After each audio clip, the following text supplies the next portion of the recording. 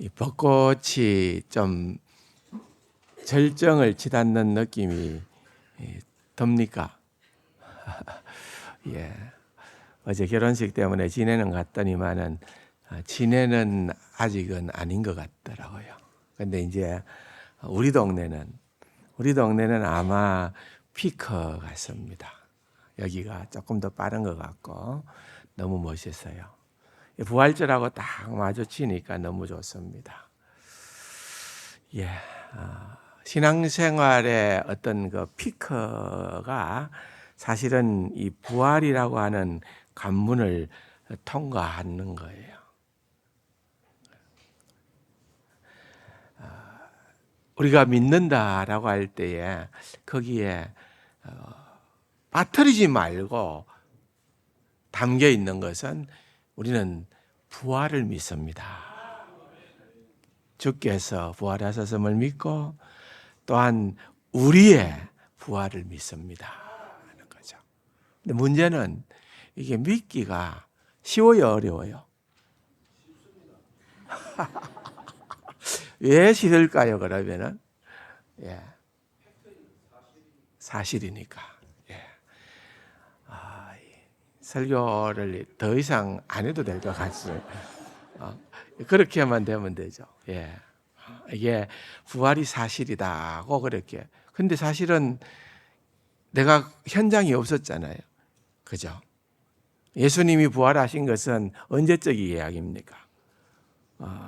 2000년 전의 이야기고 2000년 전에 그 사건의 목격자가 부활의 증인인데 세월이 흘러서 우리는 이제 2000년이 지나버렸다고요. 그러면은 우리가 부활의 증인이다 할 때 보도 못했는데 보도 못한 것을 증거하려고 하니까 여러분 긴가 민가 이런 마음이 혹시 들 수 있다는 거죠. 그죠? 여기에는 진짜 믿음이 작용을 해야 됩니다. 다른 것이 아니고 믿음이죠. 믿음은 모든 것이 다 가능케 하잖아요. 사실은 잘 못 믿겠다 싶을 때에 우리는 좀 더 쉽게 믿을 수 있는 한 방도가 있습니다. 그 뭔가 하니까 창조를 생각하면 됩니다. 뭘 생각한다고요? 창조. 사실 생각해 보십시오. 창조가 쉽겠습니까? 부활이 쉽겠습니까? 창조는 우리와 이 세상 만물을 하나님께서 말씀으로 무로부터 없는 데서부터 다 만드셨다는 겁니다. 여러분, 아무것도 없는 데서 모든 것이 있도록 창조하신 그 하나님의 전능하신이라면은 여러분 죽음에서 일으키는 것은 그건 일도 아니라고 봐야 되는 거예요. 그래서 사실은 여러분 우리에게 더 근본적으로 필요한 믿음은 창조 신앙이라는 거예요. 창조 신앙. 창조라는 말이 또 성경에서 우리는 창조를 생각하지만은 이 세상의 학문은 그것도 못 믿으니까, 그것도 믿기지 않으니까 그들은 진화론을 과학적이라고 내놓습니다. 근데 여러분, 보통 우리가 여러분들은 다 부모님이 계셨잖아요. 계시든지 계셨잖아요. 부모님 없이 여러분들이 나올 수 있습니까? 없잖아요. 다 우리 애는 부모님이 있고 또 그 위에 또 부모님이 있고 또 있고 쭉 거슬러 올라가는 겁니다. 다시 말하면은 지금 우리가 보고 경험하는 모든 생명체는 남자와 여자의 결합으로 말미암아서 그 생명이 주어진 거예요. 다른 것을 본 적도 없고 볼 수도 없기 때문에 여러분 의사들 가운데 산부인과 의사가 예수를 믿기가 참 쉽지 않다고 그래요. 왜 그런가 하니까 동정녀의 몸으로 이 땅에 오셨다. 산부인과에서는 한 번도 그런 일을 본 적이 없잖아요. 예. 그러니까 여러분, 산부인과 의사가 예수 믿으면은 이건 진짜로 박수 칠 일입니다. 쉽지가 않다는 거예요. 쉽지가 않다는. 예. 이 세상에서 돌아가는 모든 것들은 그런 일이 없다는 거죠. 근데 여러분, 생각을 조금만 더 깊이 해서 봅시다. 계속 올라가 봐요. 마지막 최초의 인류도 남자와 여자가 결합해서 시작됐을까요? 진화론도 그렇게 얘기 안 합니다. 창조론은 물론 아니지만은, 진화론은 어떤 단세포가 어찌어찌 하다 보니까 남자가 되고 어찌어찌 하다 보니까 여자가 되고 그때서부터 결합이 시작되어지고 지금 인간들이 이렇게 번성하게 되어졌다고 주장하는 거예요. 근데 여러분, 그게 더 과학적이라고 볼 수 있을까요? 그게 더 적어도 합리적이라고 생각할 수 있을까요? 그것보다는요, 거슬러 올라가 보니까 신이 창조주가 계셔서 남자와 여자로 만드셨다라는 것이 훨씬 더 합리적인 해석입니다. 그렇기 때문에 사실은 우리는 창조론은 비과학적이고 진화론은 과학적이다 하는 그런 오도된 선입관에 빠져 있는데 절대로 그렇지 않은 거예요. 생각해 보세요. 그게 어떻게 합리적입니까? 그것보다는 신이 창조했다라고 하는 거예요. 그래서 여러분, 그 창조신앙이 우리의 기초로 단단하게 자리 잡혀 있으면은 여러분, 부활신앙은 이건요 진짜 쉽습니다. 장로님 말씀대로 믿어지니까요. 사실이니까요. 그렇게 되어진다는 것입니다.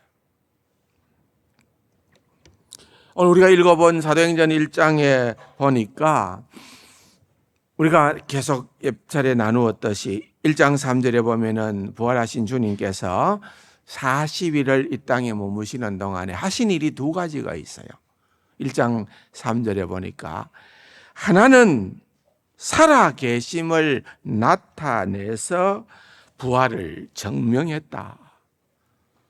많은 사람들이 진짜 의심하고 안 믿기 때문에 예수님이 내가 이렇게 살아났지 않느냐, 살아나심을 나타내 보여주심으로 부활을 증명하셨다는 거예요. 그래서 사실은 여러분, 예수님의 부활 다루고 있는 누가복음 24장 전장을 보면은 거기에는 예수님께서 부활하신 것으로 나타내심만 다 나타나는 거예요. 한 가지만 얘기하는 거예요. 반면에 사도행전 1장 3절의 기록을 보면은 그것 더하기 우리가 지금 살펴보고 있는 것처럼 하나님의 나라에 대해서 말씀하시니라. 부활을 나타내 보이시고 증거하셨을 뿐 아니라 하나님의 나라에 대해서 얘기를 하셨다는 것입니다. 그래서 여러분, 이거는 상관성이 있는 거예요. 오늘날 저와 여러분들이 예수님 부활을 믿고 우리의 부활됨을 믿는다고 한다면은 여러분, 우리가 부활을 믿는 사람들은 하나님 나라의 백성으로서의 삶을 살아가는 자들이라는 거예요. 여러분들이 나는 부활을 믿습니다 라고 할 때에는 그러면 내가 어떻게 부활을 믿는 자의 삶을 살아갈 수 있을까? 그것은 하나님 나라 백성이라는 것을, 하나님 나라 백성이라는 것. 여러분, 계속 말씀을 드렸던 것처럼 하나님의 나라, 하늘나라 또는 낙원이라도 해도 좋고 모든 것은 다 제일 중요한 것은 통치라고 했어요. 통치. 하나님의 다스림에 대해서 얘기한 거예요. 그러니까 우리가 부활을 믿고 살아갈 때는 내가 내 삶의 주인공으로 살아가는 것이 아니고 하나님의 다스림을 받는 자로 나는 살아가겠다. 여러분, 저와 여러분들은 이 땅 위에서 수많은 나라들 가운데에서 우리는 대한민국이라는 나라의 시민으로 살아가고 있습니다. 여러분들 여권 받으면은 대한민국 여권 받겠죠. 근데 여러분, 대한민국 여권을 갖고 있으면은 자부심이 생깁니까? 안 생깁니까? 예, 대답이 없는데. 우리나라가 여러분 얼마나 세상이 부러워하는 나라인지를 천지는 다 아는데 우리는 잘 모르는 것 같아요. 여러분, 이번에 이런 일이 있었어요. 월드컵 예선전이 있었는데 우리나라하고 어디하고 붙었습니까? 태국하고 붙었어요. 근데 우리나라의 선수들이 태국에 가서 시합을 하려고 했는데 태국에서 나중에 알고 보니까 그 6만 5천 명이 들어가는 그런 큰 웅장한 스타디움에 축구장 잔디를 전부 다 새로 바꿔버렸어요. 여러분 아셨어요? 그 왜 그러는가 하니까 작년에 토트넘이라고 하는 누가 있어요? 이 스포츠에 너무 관심들이 없는 것 같은데 손흥민은 아세요?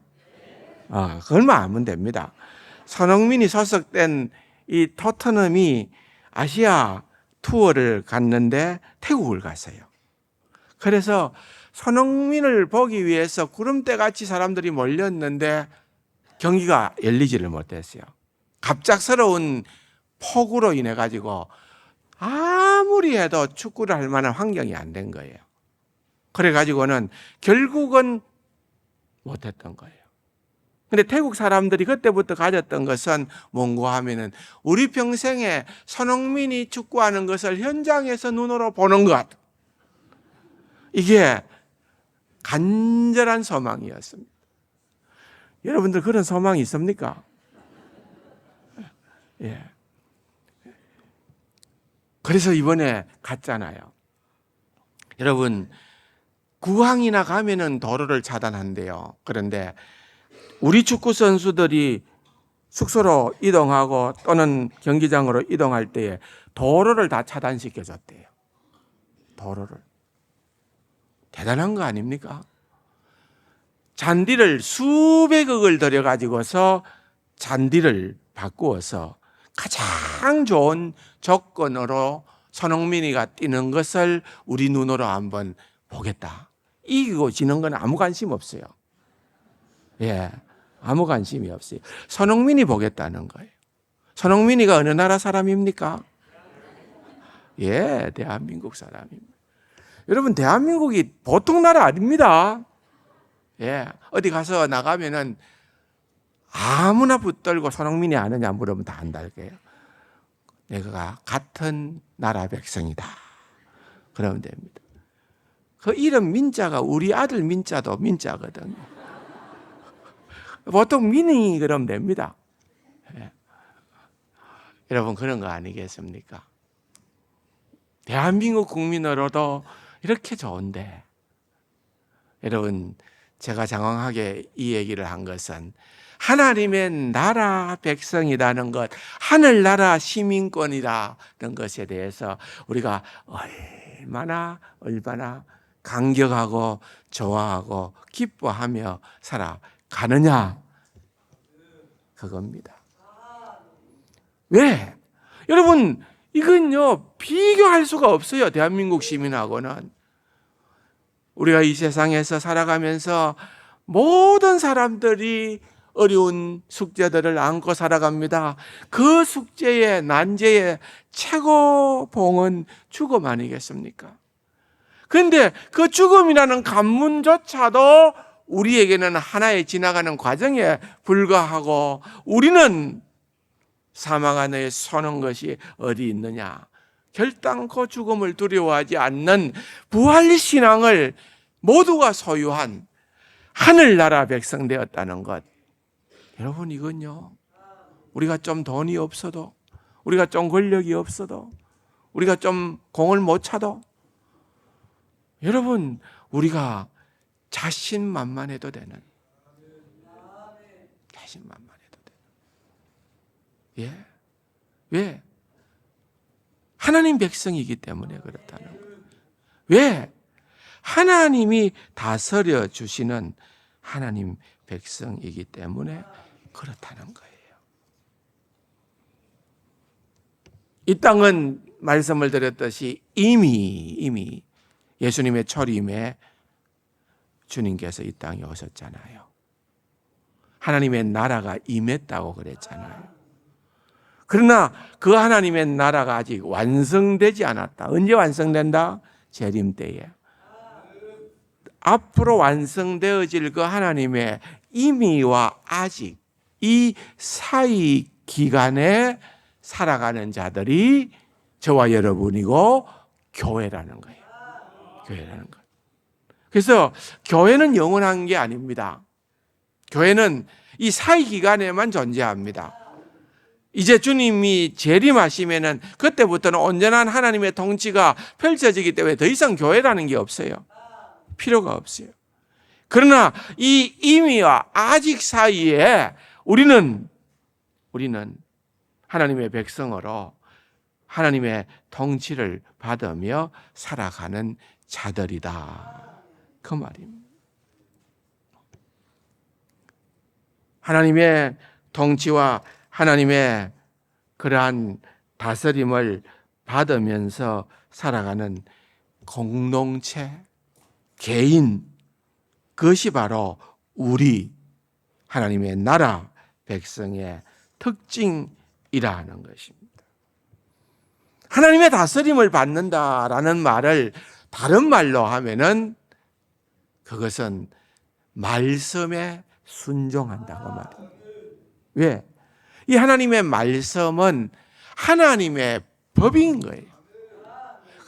대한민국 사람은 대한민국의 법을 지키는 것이 정상입니다. 법을 지켜야 안전하고 법을 지켜야 행복합니다.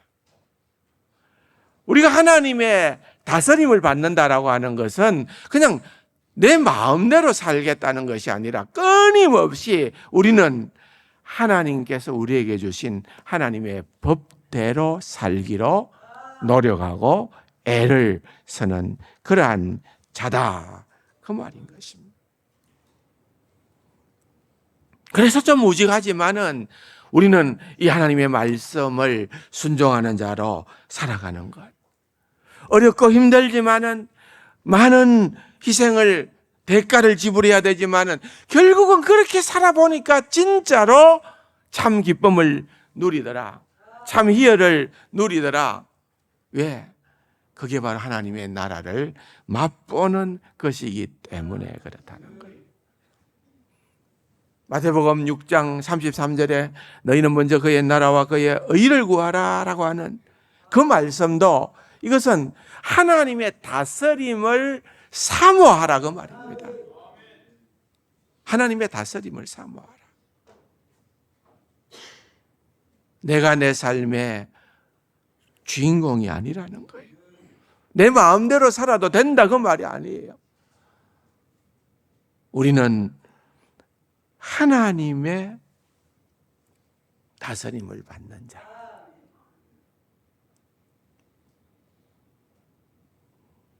오늘 본문의 8절에 보면은 오직 성령이 너희에게 임하시면 너희가 권능을 받고 예루살렘과 온 유다 사마리아 땅 끝까지 이르러 내 정인이 되리라 했는데 무엇의 정인이냐? 부활의 정인이라는 거예요. 부활의 정인. 우리가 부활의 정인인 거예요. 그런데 주님께서 올라가시면서 우리에게 정말 의미심장한 말씀을 하셨습니다. 오직 성령이 너희에게 임하면.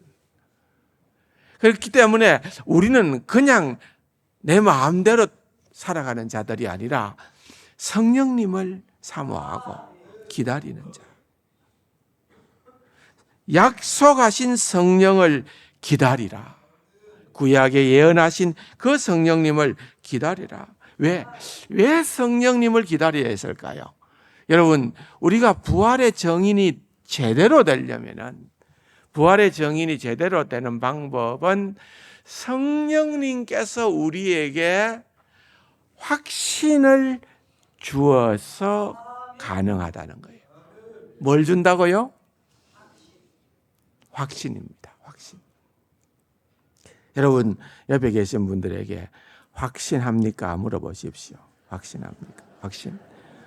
예. 성령님은요, 성령님을 자꾸 듀나미스, 다이너마이트, 능력으로 생각하는데, 그것보다 더 근본적인 것은 성령님을 통하여 우리에게 확신을 주는 거, 확신. 그래서 여러분, 우리가 부활이 좀 우리의 머리로 잘 납득이 안 될 때에는 여러분, 다른 방도가 있는 게 아닙니다. 간단하고도 유일한 방법이 있습니다. 성령님을 간구하시기 바랍니다. 성령님이 우리에게 확신을 주는 거예요. 여러분, 이 말씀은요, 성경에 아주 명확하게 나와 있습니다. 요한복음 16장 13절에 보면은, 그러나 성령이 오시면, 그런데 그 성령님의 형용사가 달려 있어요. 진리의 성령님. 여러분, 능력의 성령님이 아니고 묘한 표현입니다.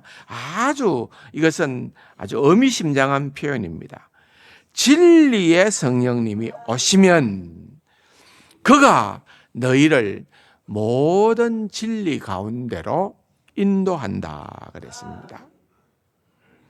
그가 너희를 모든 진리 가운데로 인도한다 그랬습니다.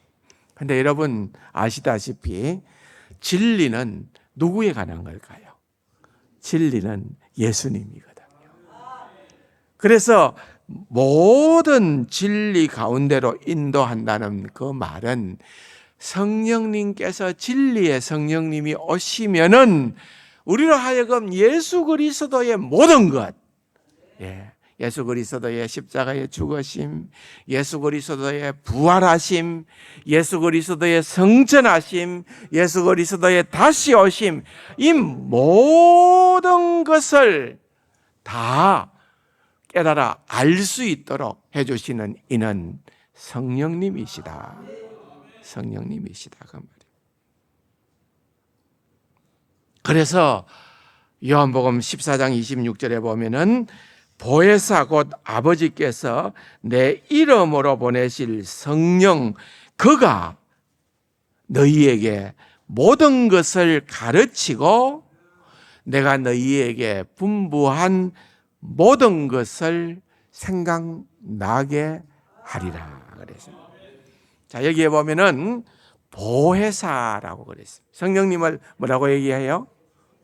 보혜사. 보자는 보호할 보자죠. 보호할 보자. 해자는 은혜를 얘기할 때 해자죠. 사자는 서성사자입니다. 그러니까 보혜사라고 하는 말은 무슨 말입니까? 보호하시는 선생님, 우리를 보호해 주시는 선생님. 이제 의역입니다. 의역으로 그렇게 뜻을 보혜사라고 했는데 원어를 보면은 파라클레이토스라는 단어를 사용하는데 이것은 곁에 계셔서 말씀하시는 분. 성령님이 우리 곁에 계신다는 거예요. 늘 우리 곁에 계셔서 말씀하시는데 우리를 인도하시는 거죠. 우리가 잘못된 길로 가면은 그거 아니다. 이렇게 해야지. 이렇게 해야지. 말씀을 생각나게 하고 말씀을 깨닫게 하고 그래서 결국은 그 의미가 보혜사라는 거예요. 보혜사. 곁에 계시며 말씀하시는 그분이 보혜사 성령님이라 그 말이십니다. 또 내가 주님께서 우리에게 말씀하시기를 내가 가면 또 다른 보혜사를 너희에게 보내리니. 그러니까 또 다른 보혜사는 성령님이잖아요. 내가 또 다른 보혜사를 보내겠다는 말은 내가 뭐라? 예수님도 보혜사라는 말이에요. 예수님도 보혜사. 예수님도 보혜사인데 내가 가면 내가 너희 곁에서 너희를 보호하는 그러한 선생님이었는데 나는 너희들과 오래 있지 못한다. 왜? 이제 곧 성천하신.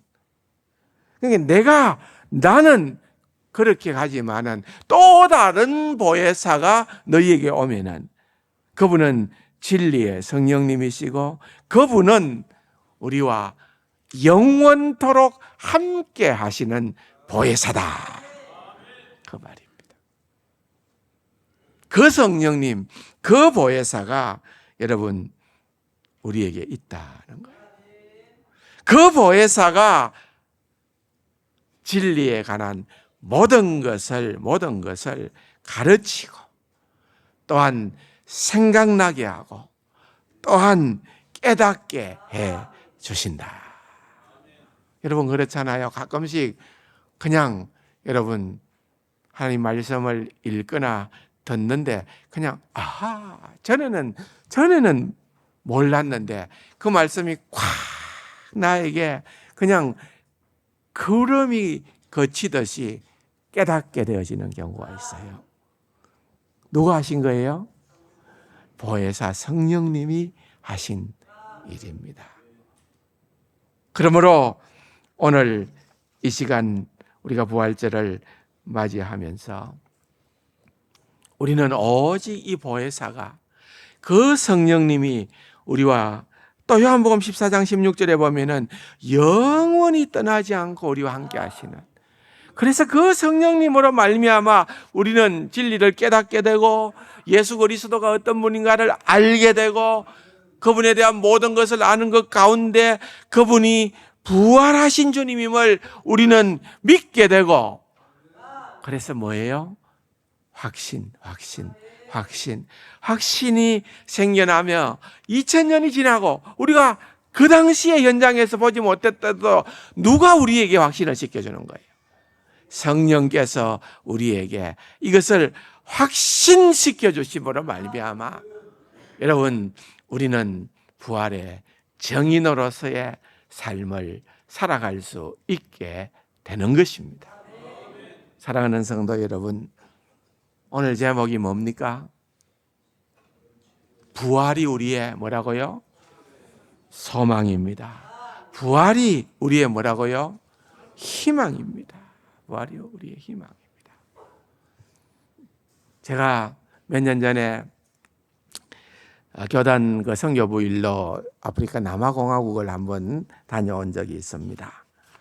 그래서 남아공화국에 가서 이제 그 케이프타운이라고 하는 최남단의 도시를 방문을 했더니만은 거기에 가볼 만한 여러 장소가 있습니다. 그 테이블 마운틴이라고 해서 어마어마하게 큰 산 위에 마치 그 테이블처럼 이렇게 겉으로 보기에는 그냥 이 책상처럼 보이는 그런 어마어마한 그런 산이 있습니다. 거기에 올라가서 하도 좋아가지고 멍멍거리다가 비싼 선글라스를 놓고 내렸습니다. 아직도 있을 것 같은데 하나 두고 왔어요. 그런데 또 내려와서 이제 보는 가운데에서 여러분 케이프타운에 가면은 하나 볼 만한 게 희망봉이라는 게 있어요. 희망봉. 뭐요? 가보셨어요? 예.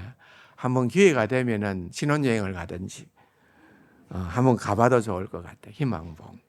근데 희망봉이라는 거 여러분 다 들어는 보셨잖아요.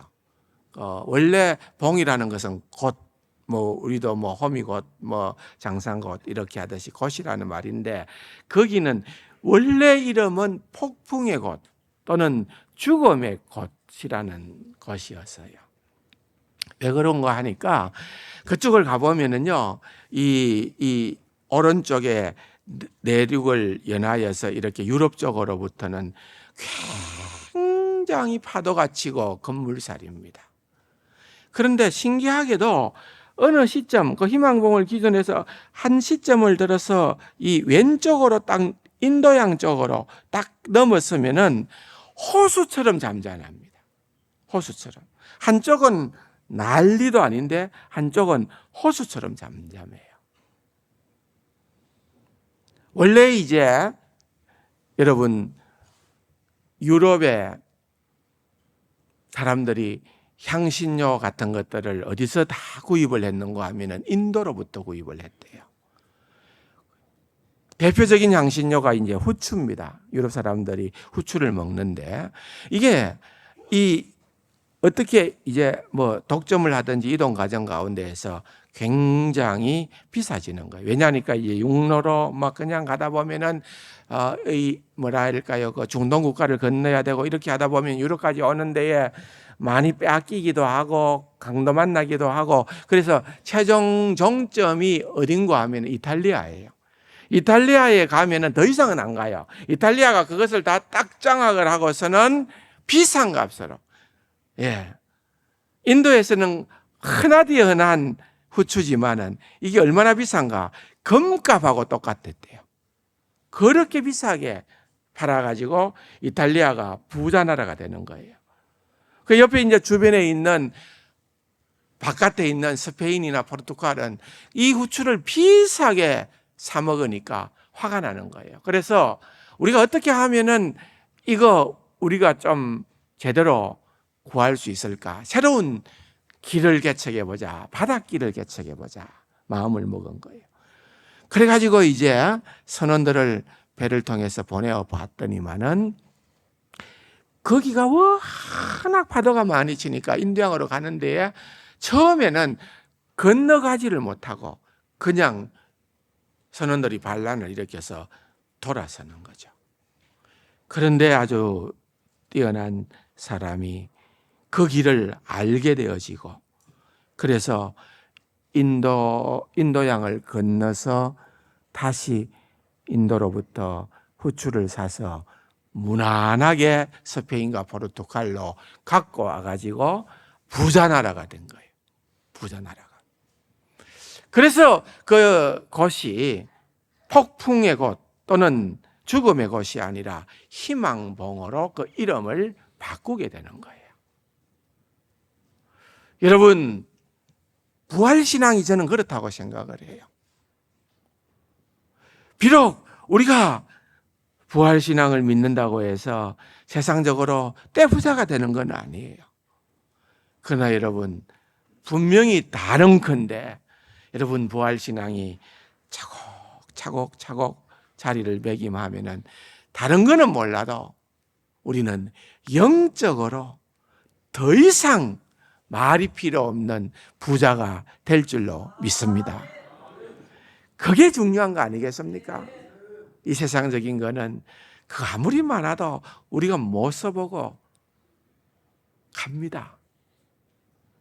예. 내가 서는 것만이 내 거라 그러잖아요. 사랑하는 성도 여러분, 오늘 부활주일을 맞이함으로 부활만이 우리의 소망이요 희망입니다. 부활이 우리의 희망봉이다 그 말입니다. 다시 말하면은. 그래서 성령께서 확신 가운데 큰 확심으로 여러분들을 어루만져 주시고 함께 하심으로 이 세상의 그 어떠한 어려움도 여러분 이 부활신앙만 갖고 있다면 우리는 겁내야 될 것들은 더 이상 아무것도 없다. 담대하게 하나님 나라 백성으로 살아낼 수 있는 저와 여러분들이 될 수 있기를 주님의 이름으로 축원합니다. 좋으신 아버지 하나님 감사합니다. 이 아름다운 이 놀라운 부활 신앙을 우리에게 성령님 확신시켜 주시고 그 믿음으로 살아가는 귀하고 복된 우리 세간가족들 다 되게 하여 주옵소서. 존귀하신 예수님의 이름으로 감사기도 드립니다. 아멘.